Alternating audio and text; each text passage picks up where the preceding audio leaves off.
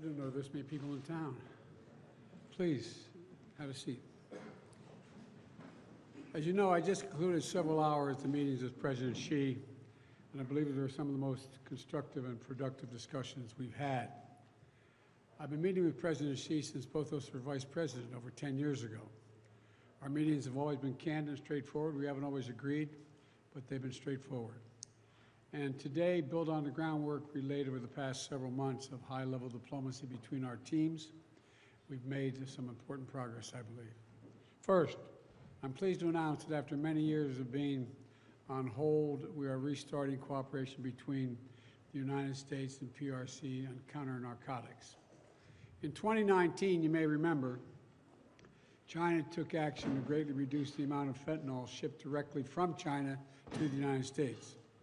But in the years since that time, the challenge has evolved from finished fentanyl to fentanyl chemical ingredients and pill presses, which are being shipped without controls. And by the way, some of these pills are being inserted in other drugs like cocaine. A lot of people are dying.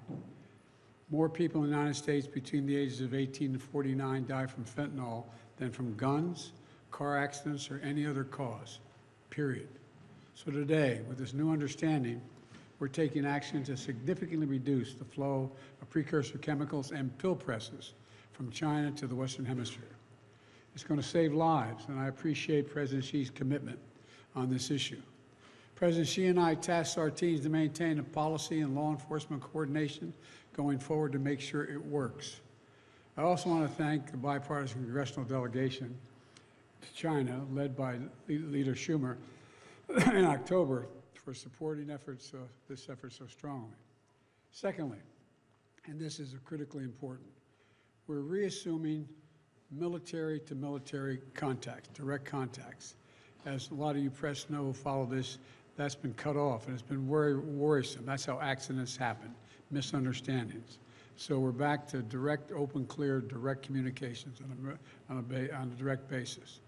Vital miscalculations on either side can cause real trouble with a country like China or any other major country. And so I think we're made real progress there as well. And thirdly, we're going to get our experts together to discuss risk and safety issues associated with artificial intelligence. As many of you who travel with me around the world, almost everywhere I go, every major leader wants to talk about the impact of artificial intelligence. These are tangible steps in the right direction to determine what's useful and what's not useful, what's dangerous and what's acceptable. Moreover, there are evidence of cases that I've made all along. The United States will continue to compete vigorously with the PRC, but will manage that competition responsibly so it doesn't veer into conflict or accidental conflict. And where it's possible, where our interests coincide, we're going to work together like we did on fentanyl. That's what the world expects of us.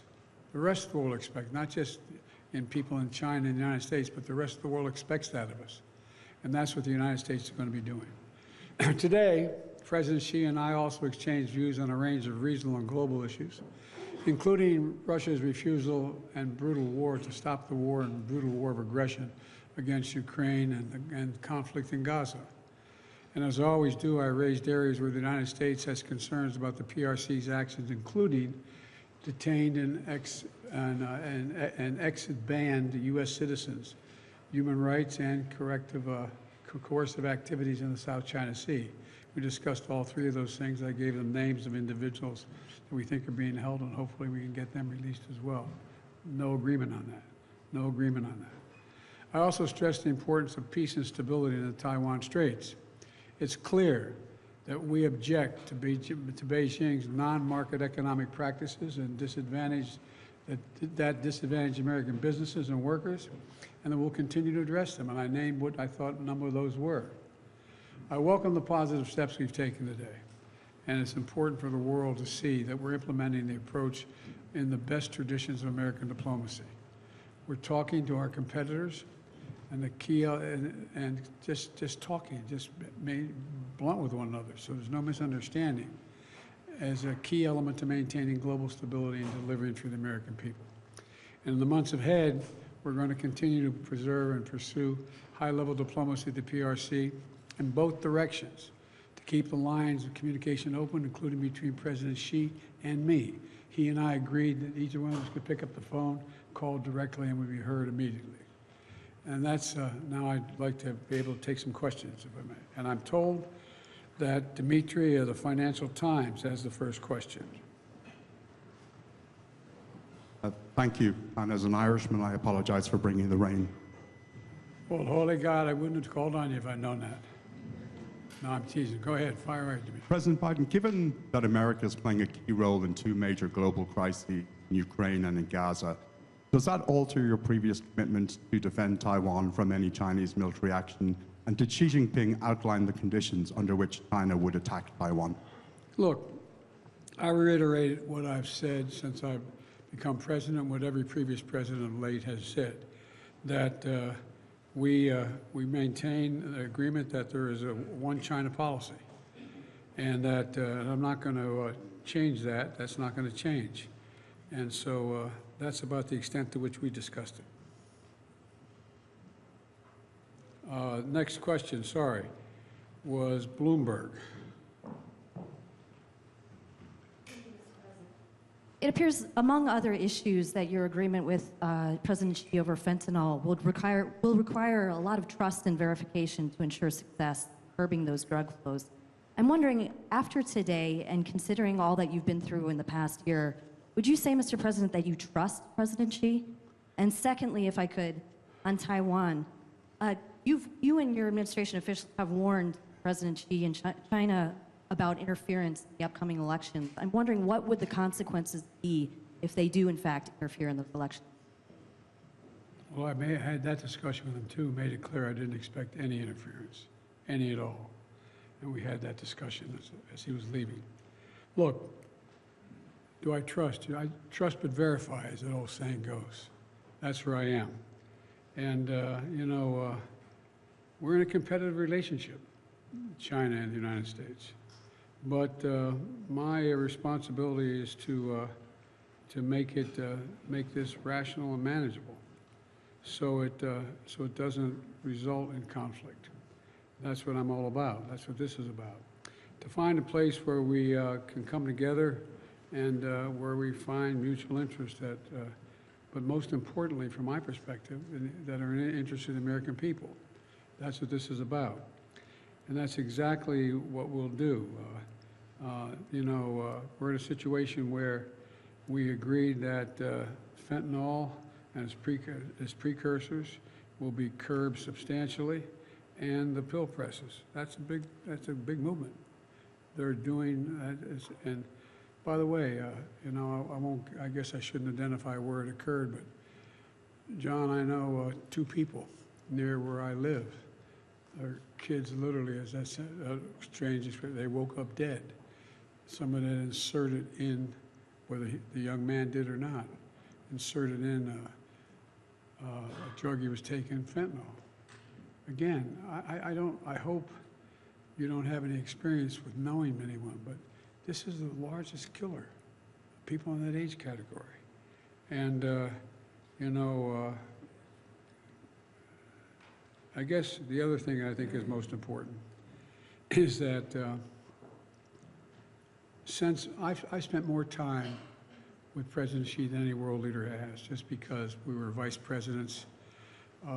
His president was President Hu. I'm not making a joke. President Hu and President Obama thought we should get to know one another. It wasn't appropriate for the President of the United States to be dealing with the Vice President. So we met, if I'm not mistaken, I think it was 68 hours of just face-to-face, just us and a simultaneous interpreter. So I think I know the man. I know his modus operandi. He's been, we have disagreements. He has a different view than I have on a lot of things, but he's been straight. I don't mean that it's good, bad, or indifferent. It's just been straight. And you know, we, as I said, the thing that I find most assuring is he raised, and I fully agree, that either one of us have any concern, Mr. Ambassador, any concern about anything between our nations or happening in our region, we should pick up the phone and call one another, and we'll take the call. That's an important progress. I'm embarrassed. I think it's CBS, but I can't remember who is CBS. I'm sorry. Mr. President, Judge Day. Sorry. I apologize. You continue to stress the need to ensure competition with China does not veer into conflict or competition. In the past 2 years, there have been 180 incidents of Chinese aggression against U.S. aircraft in the Indo-Pacific, and of course, the ramped up military activity in the South China Sea. If that does not count as veering into competition, then what does? And did you issue warnings against that? Well, first of all, none of it did end up in a conflict, number one. Number two, you may recall I did a few little things like get the Quad together, allow Australia to have access to new submarines, moving in the direction of working with the Philippines. So our actions speak louder than our words. He fully understands. And because of the news of the day, sir, I do have a question about the idea of raid on the Al-Shifa hospital, as it tries to contain and take out the Hamas that is there. This week, you also said that we must protect hospitals. So when you weigh the target against the number of civilians inside the hospital, is the operation underway justified? Well, look, we did discuss this, by the way, but we can't let it get out of control. Here's the situation. You have a circumstance where the first war crime is being committed by Hamas by having their headquarters, their military, hidden under a hospital. And that's a fact. That's what's happened. Israel did not go in with large number of troops, did not raid, did not rush everything down. They've gone in, and they've gone in with their soldiers carrying weapons, their guns. They were told, let me be precise. We've discussed the need for them to be incredibly careful. You have a circumstance where you know there is a fair number of Hamas terrorists. Hamas has already said publicly that they plan on attacking Israel again, like they did before, do everything from cutting babies' heads off to burning women and children alive. And so the idea that they're going to just stop and not do anything is not realistic. This is not the carpet bombing. This is a different thing. They're going through these tunnels. They're going in the hospital. And if you notice, I was mildly preoccupied today. I apologize. I didn't see everything. But what I did see, whether I haven't had it confirmed yet, I am asked my team to answer the question. But what happened is they're also bringing in incubators. We're bringing in other means to help the people in the hospital. And they've given the doctors and, I'm told, the doctors and nurses and personnel an opportunity to get out of harm's way. So this is a different story than I believe what was occurring before with indiscriminate bombing. What do you got? Washington Post. I think that's right. Mr. Oh, there you are. Sorry, I couldn't see in the light. Mr. President, Israel's war in Gaza more than 11,000 Palestinians just for a month and I'm created. sorry, you're breaking up. I didn't. Israel's war in Gaza has killed more than 11,000 Palestinians just over a month and created a humanitarian disaster. Israeli officials have said this war could take months or even years. Have you communicated to Prime Minister Netanyahu any sort of deadline or time frame for how long you are willing to support Israel in this operation? Are you comfortable with the operation going on indefinitely, and is there any deal underway to free hostages? Thank you. Yes, no, working backwards, forward. Look, I have been deeply involved in moving on the hostage negotiation. I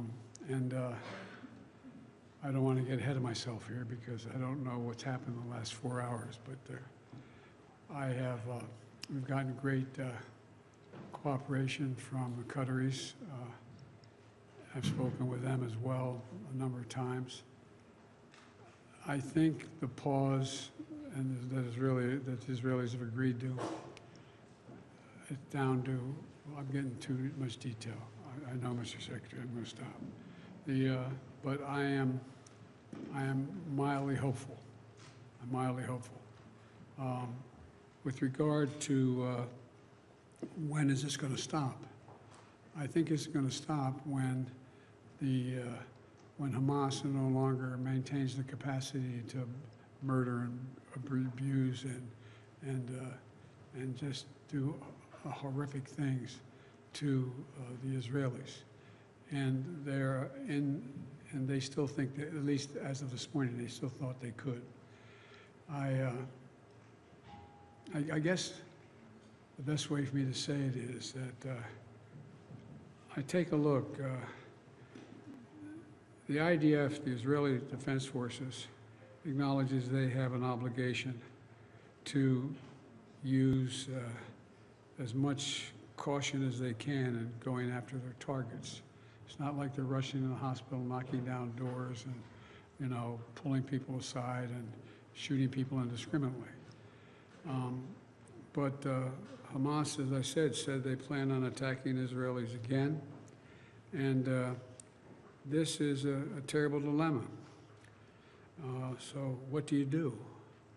I think that Israel is also taking risks themselves about their folks being killed and one-to-one going through these hospital rooms, hospital halls. But one thing has been established is that Hamas does have headquarters, weapons, materiel below this hospital, and I suspect others. But how long it's going to last, I don't know. Look, I made it clear to the Israelis that,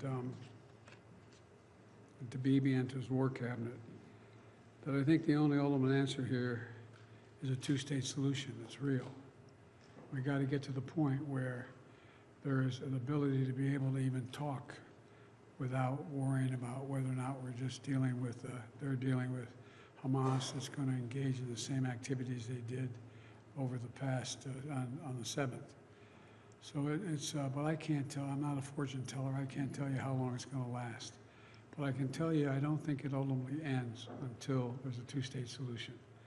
I made it clear to the Israelis, I think it's a big mistake for them to think they're going to occupy Gaza and maintain Gaza. I don't think that works. And so I think you're going to see efforts to bring along, well, I shouldn't go into any more because that's been things I've been negotiating with Arab countries and others about what the next steps are. But anyway, thank you all very much. Appreciate it very much. Thank you. This ends the press conference.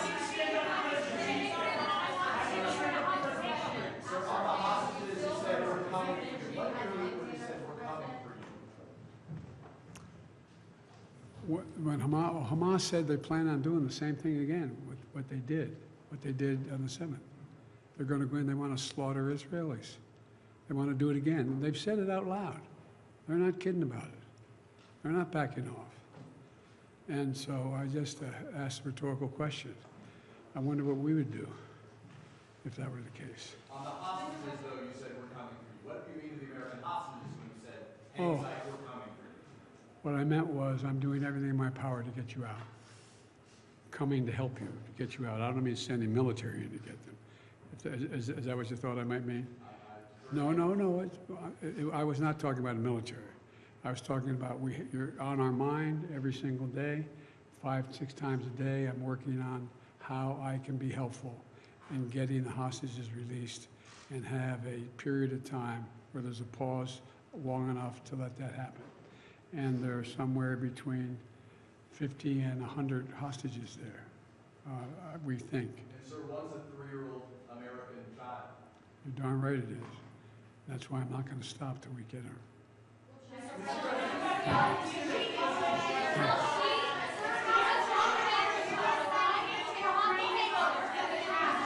Who can hold Morales?